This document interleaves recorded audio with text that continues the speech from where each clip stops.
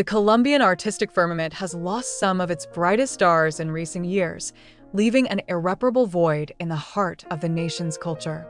Between 2024 and 2025, Colombia bid farewell to legendary actors, musicians, and creators who dedicated their lives to moving, entertaining, and inspiring entire generations. These figures, who transcended borders with their exceptional talent, now shine in another sky, but their legacy remains indelibly etched in the collective memory of a country that treasures them as a fundamental part of its cultural identity. Sandra Reyes. Sandra Reyes, an emblematic face of Colombian television for 3 decades, passed away on December 1, 2024, at the age of 49 after a private battle with breast cancer. Her untimely departure shocked the entertainment industry, not only because of her undeniable talent, but also due to the discretion and dignity with which she faced her illness, sharing these difficult moments only with her closest circle. Sandra's artistic journey began in 1994 with her memorable portrayal of Maria José in Clase Apart, a role that announced the birth of a star destined to shine brightly. This production marked the start of an extraordinary career spanning 3 decades, solidifying her as one of the most versatile and respected actresses in Colombian entertainment. Throughout her career, Sandra demonstrated a chameleon-like ability to portray complex and diverse characters. In 1997, her role in La Mujer del Presidente catapulted her to new heights as the production tackled significant political and social themes. This groundbreaking telenovela allowed Sandra to showcase her interpretive depth in roles with profound political and social dimensions, setting a precedent for future Colombian productions that sought to transcend traditional telenovela formats. The new millennium brought another milestone with Pedro el Escamoso, 2001, a production that captivated Latin American audiences with its perfect balance of drama and comedy.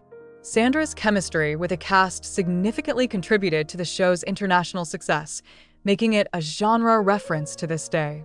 Later, in 2008, her participation in El Cartel de los Sapos highlighted her versatility as she delved into the complex world of Colombian drug trafficking, a sensitive topic requiring nuanced and profound performances. Sandra Reyes' passing at such a young age represents an immeasurable loss for Colombian culture. Her legacy transcends the screen, becoming a reference for new generations of actors who see in her an example of professionalism, dedication, and authenticity. Her decision to face her illness privately, away from public scrutiny, invites reflection on dignity and the right to privacy, even for public figures who have dedicated their lives to being in front of the cameras. The Colombian artistic community was deeply shaken by the sudden passing of Juan Felipe Muñoz Pozo, a distinguished actor found dead at his Bogotá residence at the age of 42. His unexpected death left an irreplaceable void in the country's theatrical and television scenes, where his charismatic presence and talent had captivated diverse audiences for years. Juan Felipe built a brilliant career by participating in impactful national and international television productions. His talent earned him a role in La Reina del Sur, a series that broke paradigms and became a cultural phenomenon across Latin America. Equally memorable was his time in Padres y Hijos, one of Colombia's longest-running and most beloved series, where he demonstrated his ability to maintain relevant characters over time, connecting with different generations of viewers.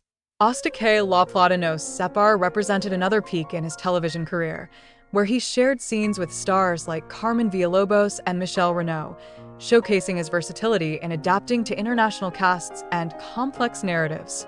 This production, which enjoyed considerable success, allowed Juan Felipe to display various facets of his acting talent, solidifying his prestige in the industry.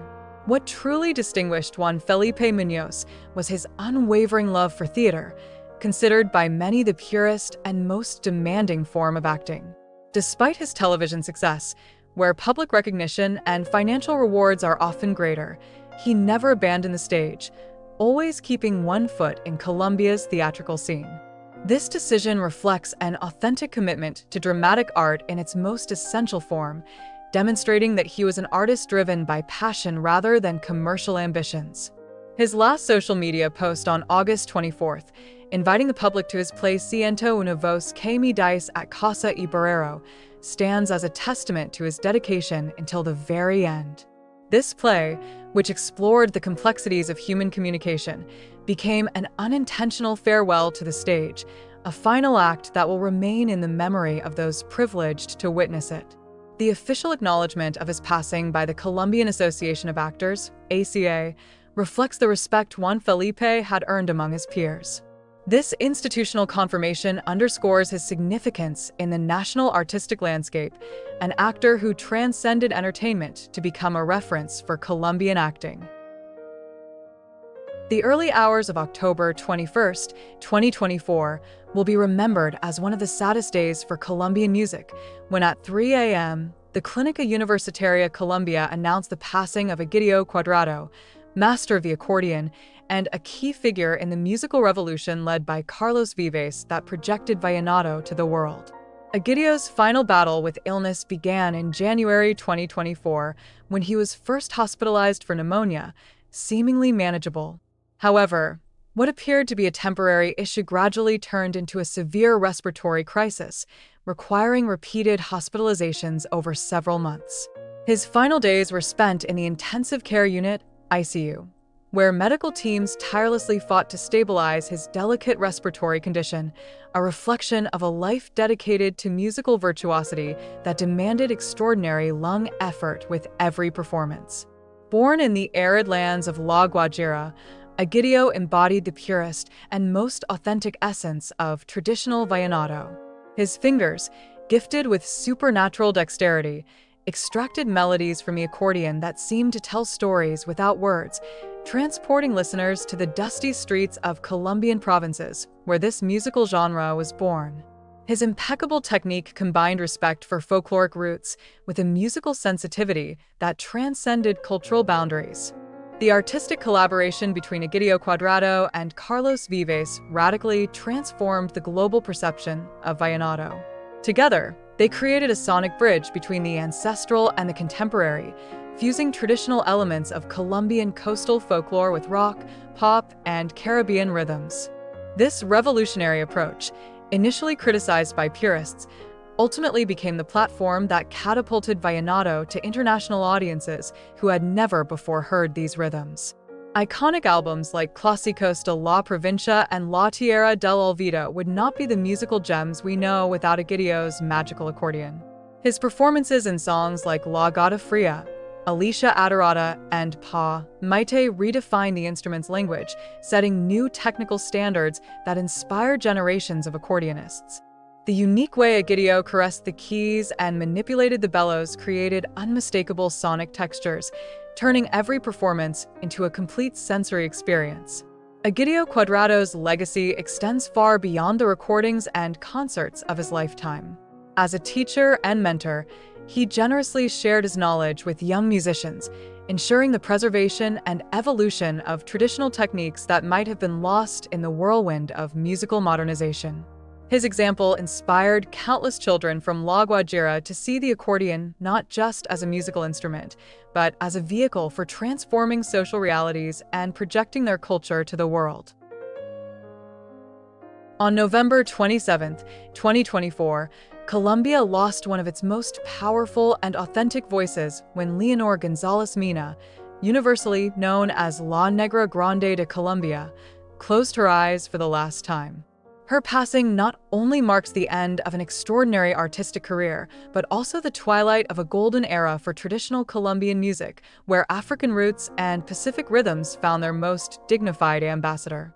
Born in Jamundi, Valle del Cauca, Leonor developed a deep connection from an early age with the ancestral songs of her region, absorbing oral traditions passed down through generations.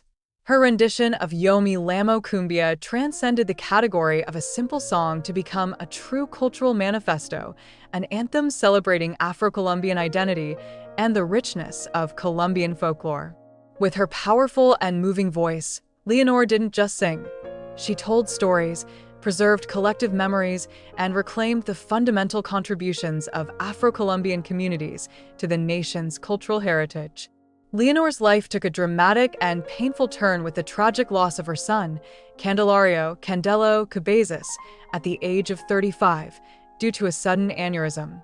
Candelo was not only her son, but also a talented musician who had gained international recognition as a member of the group Herencia de Timbiqui, thus solidifying an artistic dynasty that seemed destined to perpetuate the family legacy.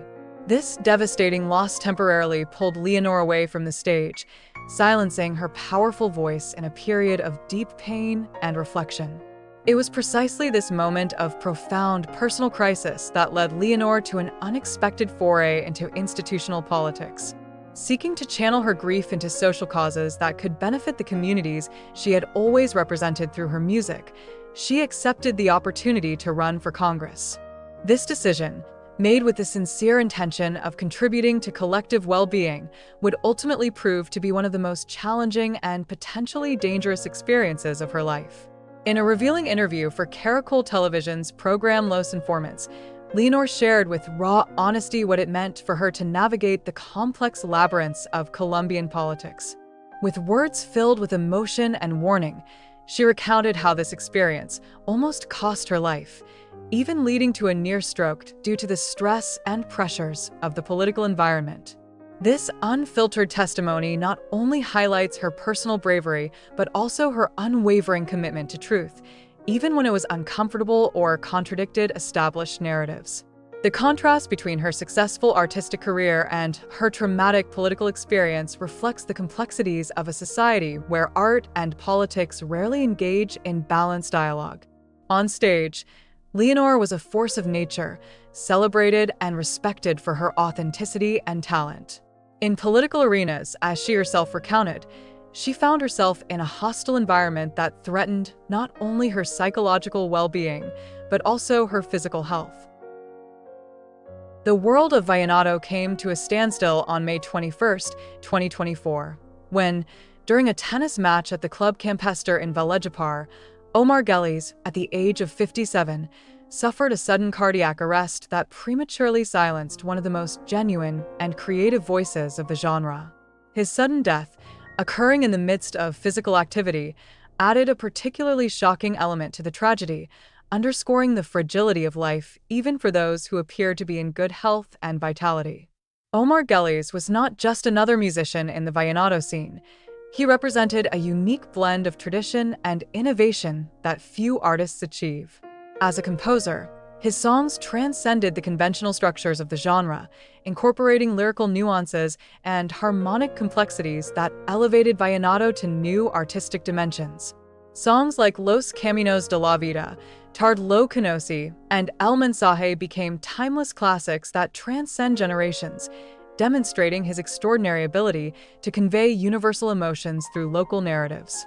3 months after his passing, an unusual event captured national media attention when RCN's morning program Buen Dia Colombia organized a session with Argentine medium Noelia Pace. This controversial broadcast brought together key figures from Omar's family circle: his son Omar Daniel Geles, his brother Juan Manuel Geles, and his nephew Wilfran Castillo, who continues the family tradition as a prominent vallenato artist. What could initially have been interpreted as a sensationalist ratings ploy turned into a moment of profound emotion when the medium began distributing what she described as symbolic hugs, supposedly sent by the spirit of the musician. The emotional impact reached its peak when Noelia Pace uttered the phrase "Mis Pilars," my pillars, apparently transmitted by Omar's spirit. This simple expression, laden with intimate familial meaning, visibly moved those present, especially his son and brother, who recognized it as a characteristic phrase Omar often used to refer to his closest loved ones. This televised moment, regardless of personal beliefs about paranormal phenomena, highlighted the deep emotional void left by Omar's passing in his family and professional circles. Wilfran Castillo's participation in this session is particularly significant within the vallenato music context.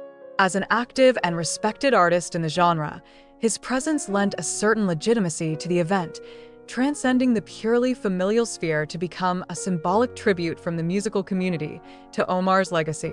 Such public expressions of grief reveal much about how Colombian society processes the loss of its cultural icons, blending traditional mourning practices with contemporary expressions facilitated by media. Omar's death during a sports activity has also sparked important reflections on cardiovascular health, particularly among artists subjected to intense professional and personal pressures. His case has served as a catalyst for preventive initiatives within the music industry, where extensive tours, irregular schedules, and constant pressure to maintain creativity and performance levels can become significant risk factors for heart problems. On September 15, 2024, Colombian theater lowered its final curtain for one of its foundational architects when Carlos José Reyes, a monumental figure in the nation's performing arts, passed away at the age of 84 in Bogotá. His death does not simply mark the loss of an extraordinary artist, but the end of a transformative era for Colombian theatrical culture, which he helped define, build, and consolidate over more than 6 decades of tireless creative and intellectual work. Carlos José Reyes embodied a rarity in the contemporary cultural landscape, a true Renaissance man who simultaneously mastered multiple dimensions of theatrical creation. As a playwright, his texts explored with sensitivity and depth the complex realities of Colombia, turning social conflicts, historical dilemmas, and existential crises into powerful stage metaphors that resonated with diverse audiences. His pen, endowed with extraordinary psychological insight and poetic sensibility, produced works that now form part of the Latin American theatrical canon, studied and performed in drama schools around the world. His work as a theater director perfectly complemented his talent as a playwright, demonstrating an exceptional ability to transform texts into multisensory stage experiences. His directorial vision, influenced by both European avant-garde movements and Latin American popular traditions, created a distinctive theatrical language that revolutionized Colombian theater. Reyes' productions were characterized by a precise combination of intellectual rigor and emotional power, setting new standards of artistic excellence in a medium often constrained by economic and logistical limitations. Reyes' impact multiplied exponentially through his dedication to theater pedagogy. Understanding that the future of the performing arts fundamentally depended on nurturing new talent, he devoted a significant part of his life to teaching, both in formal academic settings and in community workshops accessible to those without prior training. His pedagogical methodologies, which integrated theory and practice in a holistic approach, trained hundreds of professionals who continue to expand his legacy on stages, in classrooms, and in cultural centers across Colombia. Perhaps one of Reyes' most enduring contributions, though less visible to the general public, was his work as a researcher and theorist of Colombian theater. In a country where cultural memory has often been fragmented by social and political conflicts, his meticulous documentation, analysis, and historical contextualization of national theater were essential in constructing a coherent narrative about the evolution of Colombian performing arts. His studies and publications are now required reading for researchers, students, and professionals interested in understanding the roots and developments of theater in Colombia. It is important to contextualize that Reyes began his career in the 1960s, a particularly turbulent and transformative period in Colombian history. During those years, marked by intense social and political conflicts, theater often served as a space for critical reflection and cultural resistance. In this challenging context, Reyes played a decisive role in positioning the performing arts not only as a form of entertainment, but also as an essential vehicle for cultural expression, the preservation of collective memories, and the articulation of alternative visions of society.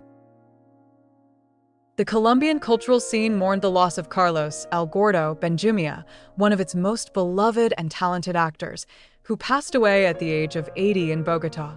His departure not only marks the end of a brilliant individual career, but also the closing of an era for a generation of artists who defined the audiovisual identity of Colombia during crucial decades of its development.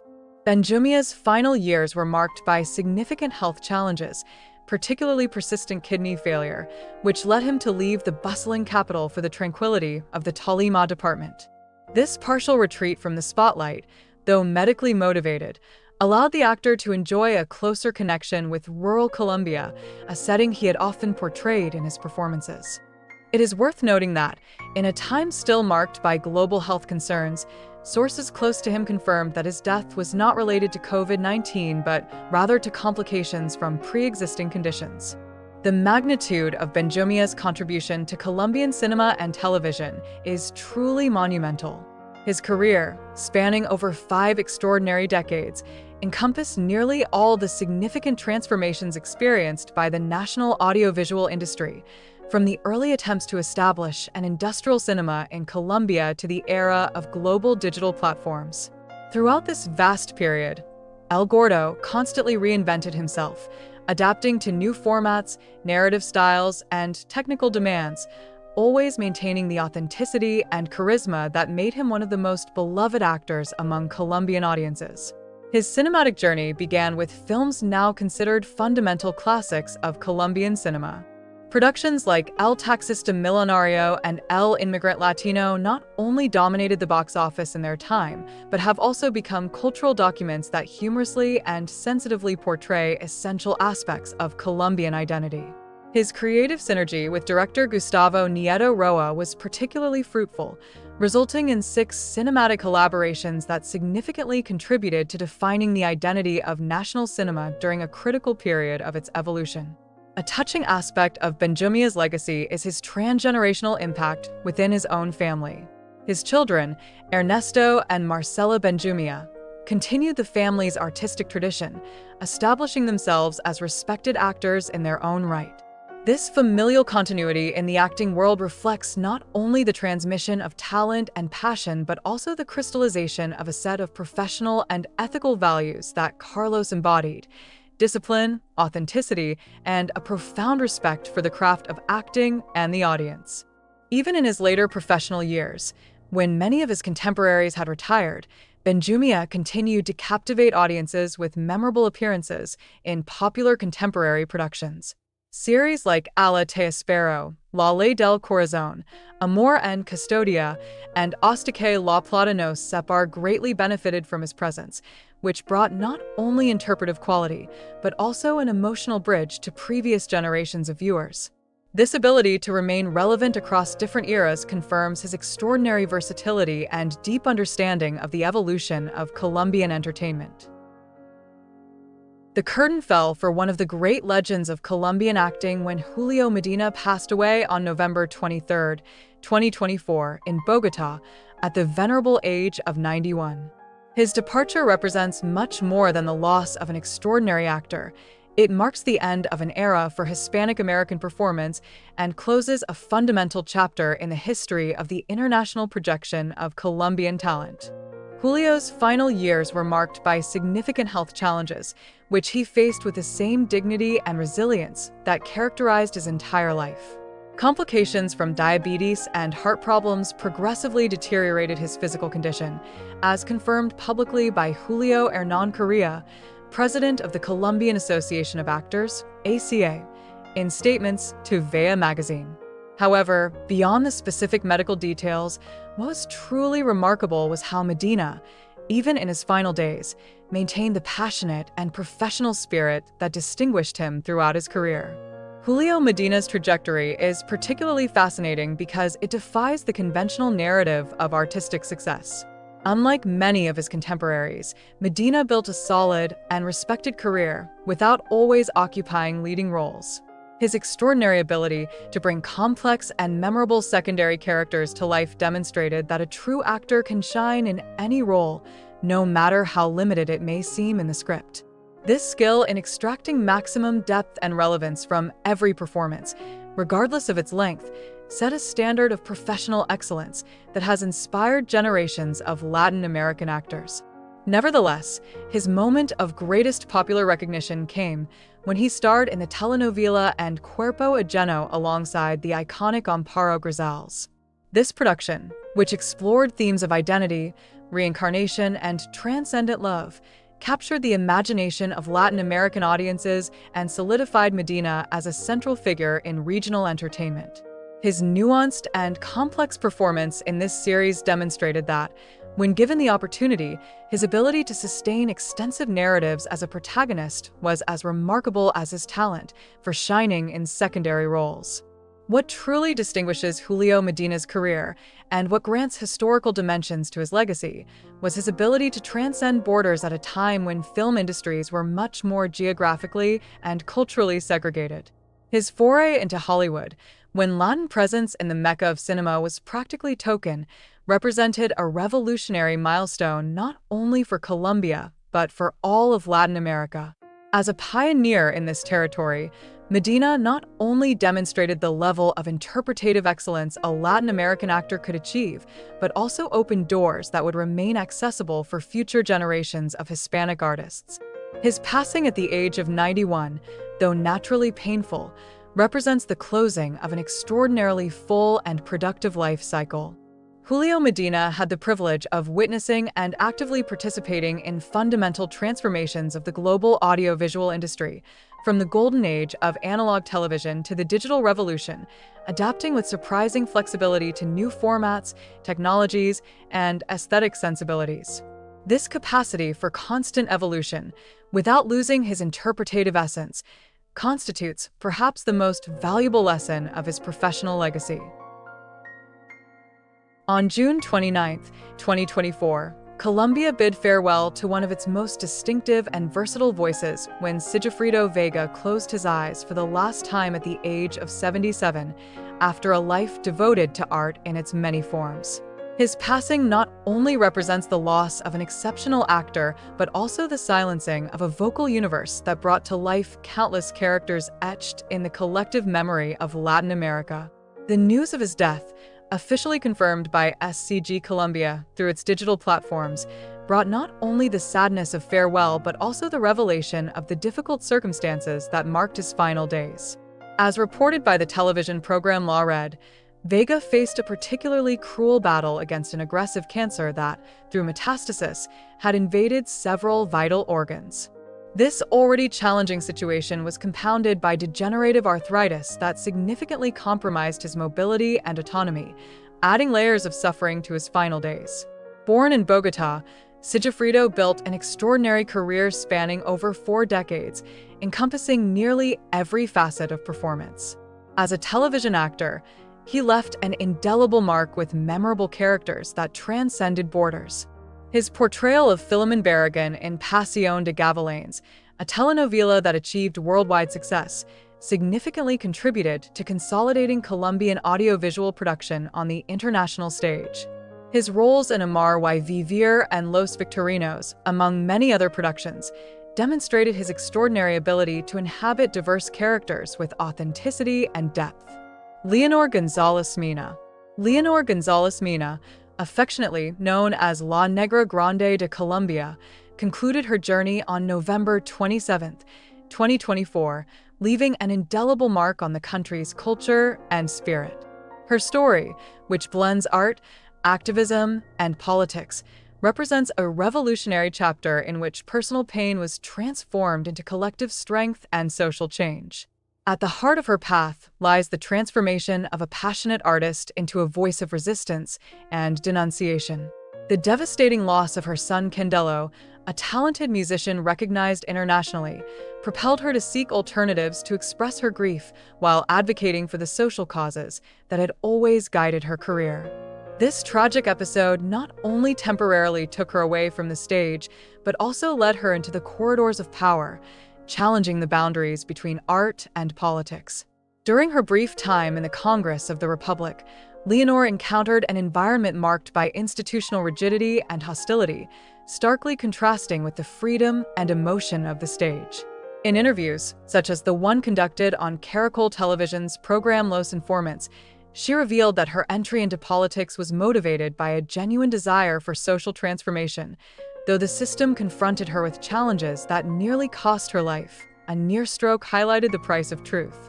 This experience, though painful, served to warn and inspire other artists to rethink the relationship between culture and power. Leonor's essence transcended the limits of mere artistic performance. Her rendition of Yo Me Llamo Cumbia became an anthem, laden with history, tradition, and cultural identity, echoing the deep roots of the Colombian people. Her powerful and emotionally charged voice not only enchanted audiences, but also became a symbol of the fight for dignity and representation, reinforcing the idea that art is a powerful vehicle for critique and social change. The legacy of Leonor González Mina invites deep reflection on the role of artists in adverse political contexts. Her testimony raises questions. To what extent can personal vulnerability be transformed into effective activism? And how can exposing the system's fragilities with sincerity pave the way for a more inclusive and conscious culture? By navigating between the stage and the corridors of power, Leonor demonstrated that true art is not limited to aesthetics. It is, above all, a cry of resistance and a tool for social transformation. If these stories touched your heart, subscribe to the channel, leave a like, and share your thoughts. Click on the video on your screen to discover more content celebrating the art and history of our country.